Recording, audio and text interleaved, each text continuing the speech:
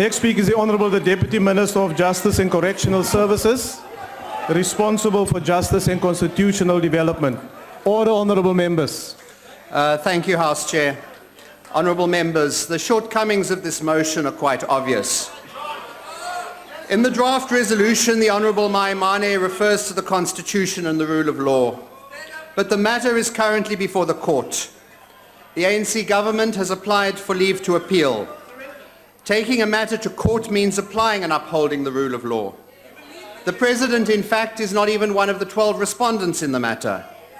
Our argument in broad terms is over the relationship between the interpretation of the implementation of the Rome Statute of the International Criminal Court Act and the Diplomatic Immunities and Privileges Act. I'm not going to go into those arguments. It's a legal question and one which is up to the court to determine. And only a court, and not the Honourable Maimane or the Honourable Self, can decide whether or not we're in contempt of court. The context that needs to be considered, as I explained when this matter was debated previously, because this is the second time we are debating it, is the impact of South Africa arresting President Bashir or even preventing him from leaving. What impact? That impact would have imperiled our bilateral relations with Sudan, the African Union, and other states on the continent. President al-Bashir was in South Africa at the invitation of the African Union for the AU summit, and therefore we accept that he had diplomatic immunity on the same basis as to why the United States of America does not arrest foreign heads of state when they attend the UN General Assembly. Does the Honourable Maimane care about the impact of arresting a sitting head of state attending an African Union Heads of State summit at which he understands... Order, honourable members. Does the Honourable Maimane care about the people of Sudan, really? Our former President Thabo Mbeki, the head of the AU High-Level Implementation Panel, recently said that President al-Bashir is a critical component of the peacemaking process in Sudan based on the wishes of the people there.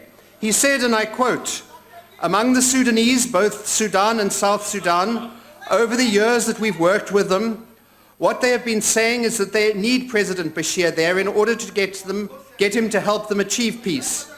That is what the Sudanese have been saying to us. People who are required to achieve peace, to end wars, to end conflicts, you can't take that person away and say in the interests of justice that we're going to take him away." That's the quote from President Mbeki as head of the AU High-Level Implementation Panel. The issue is not around whether we support genocide or we don't, and all these heckles about the support for genocide is missing the point, and in fact missing what Mr. Self said earlier. But Honourable Maimane and the DA care more about the United States of America and Britain than they do about Africa and the African Union. On the issue of diplomatic immunity, it's bitterly ironic, and Honourable Gordy made this comment, that less than a week after South Africa was criticised to the high heavens for claiming that President al-Bashir had immunity as a sitting head of state, that the United Kingdom gave full diplomatic immunity to the former Israeli Foreign Minister, Tzipi Livni, also accused of war crimes, to attend an event in her private capacity. And barely a word was said about it, both in the United Kingdom or internationally. Definitely not Honourable Maimane and the Washington Post.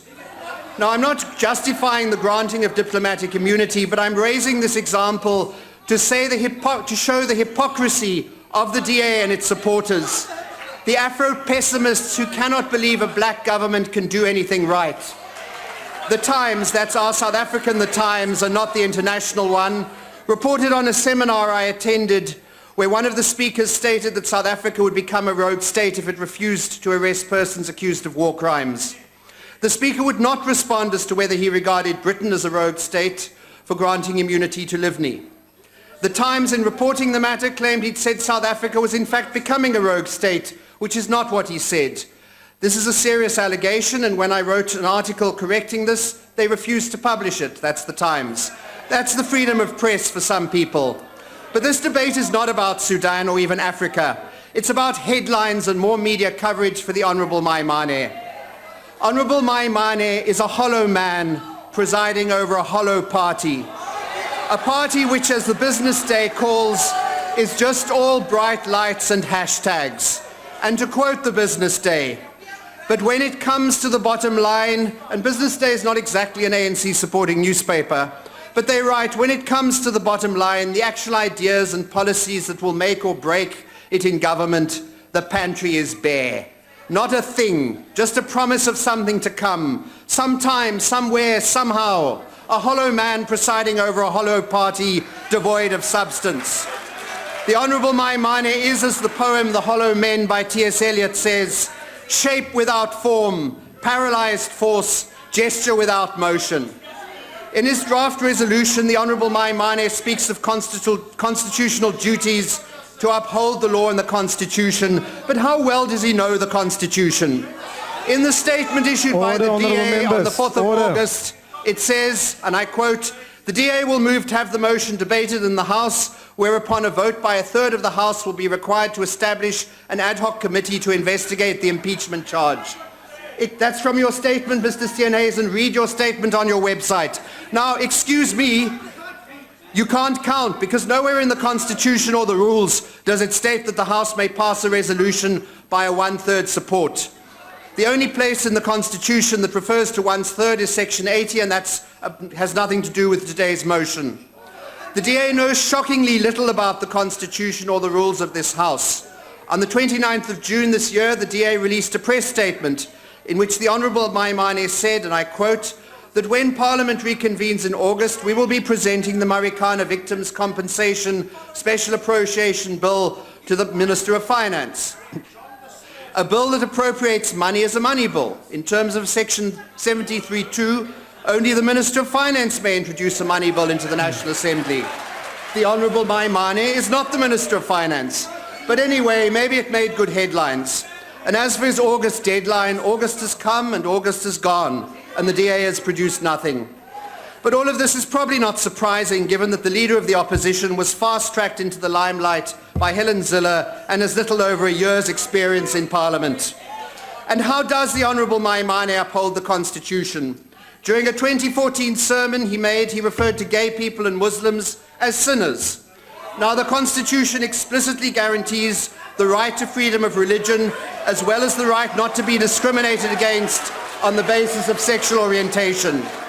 But the Honourable Maimane clearly sees himself above the Constitution. And it gets worse. In his televised debates against the Honourable Wilmot James, he said that he would accept a public referendum on same-sex marriages.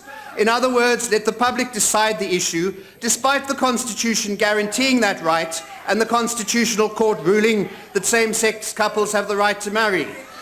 Honourable Maimane, the Bill of Rights in our Constitution is there to protect the vulnerable and the disempowered from the vagaries of popular opinion. It's called Know Your Constitution 101. So you are a hollow man, presiding over a hollow party, making empty promises with the sole aim of grabbing headlines.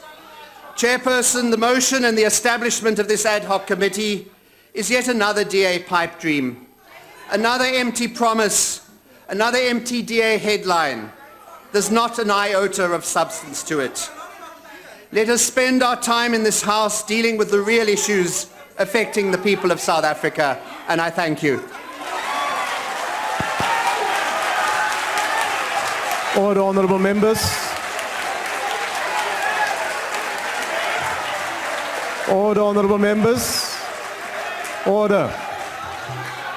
Order, honourable members. I now call upon the Honourable the Leader of the Opposition.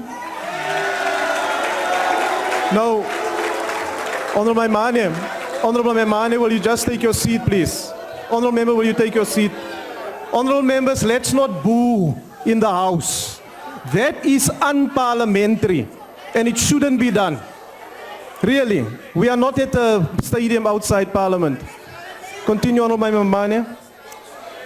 These are indeed desperate times when deputy ministers arrive to sing for their supper, so desperately so. But the issue has got nothing to do in some ways with Bashir.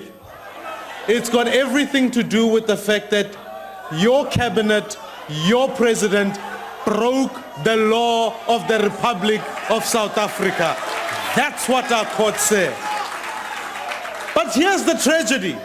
The second issue is the fact that President Nelson Mandela, even though he may have disagreed with the courts, accepted the ruling of the court. What does your president do? He runs away from all responsibilities.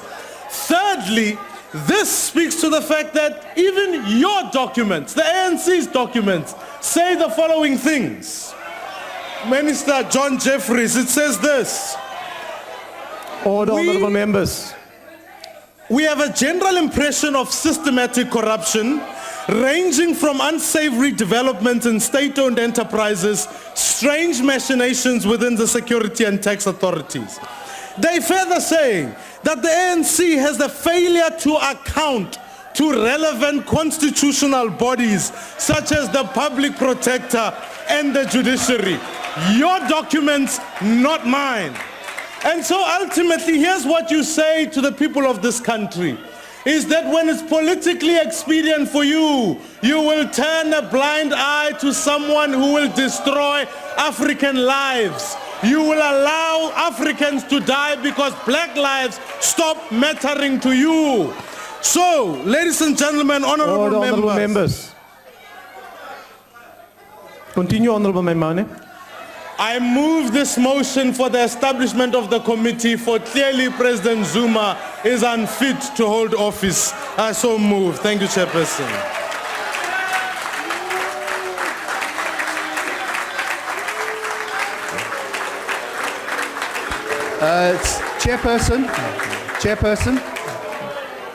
Chairperson. Yes, honorable member. Just a bit confused. I mean, this is not an impeachment motion. It's a motion to establish an ad hoc committee. What is your point of order, honorable Deputy Minister? Honorable Maimane is calling for impeachment, but that's not what his motion says. Honorable members, we've been discussing... House Chairperson. We've been discussing the motion on the order paper. Yes, honorable member. I'd like to address you in terms of Chapter 3 of the rules, if I may, House Chairperson. Chapter 3 deals with the election of office bearers in this Parliament, House Chairperson. And it talks about the Speaker, it talks about the 3 chairpersons, but I'm battling to find where it deals with the head boy, because clearly John Jeffrey thinks Honorable he's the head boy member, in that's Parliament. not a point of order.